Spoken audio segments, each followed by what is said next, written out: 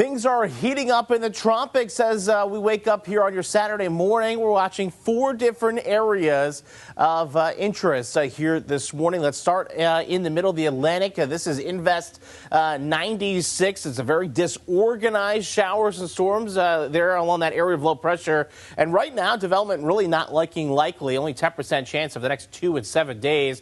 Though we do expect this Invest to push off to the north and, again, really not be a factor for anyone. Now, right behind it, though, we do have the remnants of Gordon, and this is, boy, oh boy, getting ripped up by wind shear and some strong upper-level winds.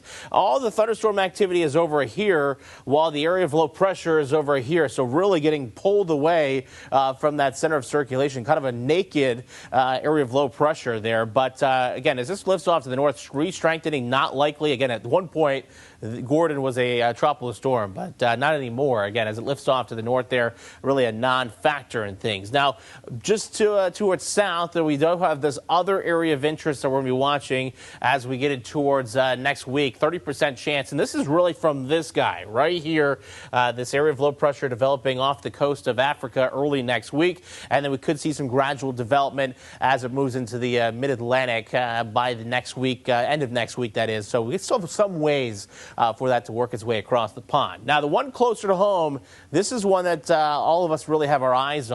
Nothing really expected over the next 2 days here, but 60% chance over the next 7 days. And what's going on here is we're watching what we call a CAG low, potentially forming there in the Caribbean. This is all part of that Central American gyre. And basically, we just have that storm activity right around Central America. And sometimes it just spits out an area of low pressure, and that really gets going here, especially this time of year. So again, watching right up in here around the Caribbean, maybe just to the east of the Yucatan, south of Cuba and Jamaica there.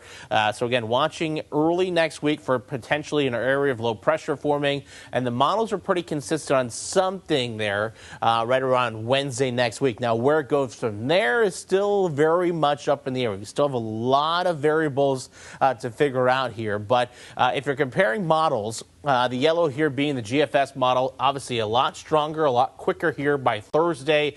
Very strong storm there in the Gulf, while the European model, that blue color, still kind of hanging out near the Yucatan there. Weaker storm here. But again, the GFS quicker and coming ashore probably up near the Big Bend, if you believe that model run there. Again, these will be bouncing around, but Friday night. So if you get that run, well, you could see some impacts here in Southwest Florida, kind of similar maybe to Debbie. And then you get the European model lagging behind, starting to strengthen there by Friday, and then getting its act together by Sunday up and towards the Apalachicola.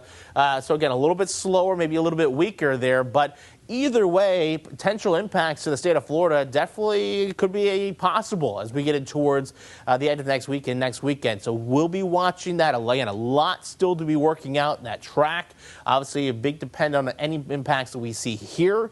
But again, we won't know that until later on next week, probably middle of next week, to have a better idea of that. So watching really that potential development in that Gulf early next week, and then where it goes from there, again, that big question mark. But we do still think Helene will be in the Gulf of Mexico next week. That track and strength still to be worked out. Obviously, we'll keep you updated on fox4now.com.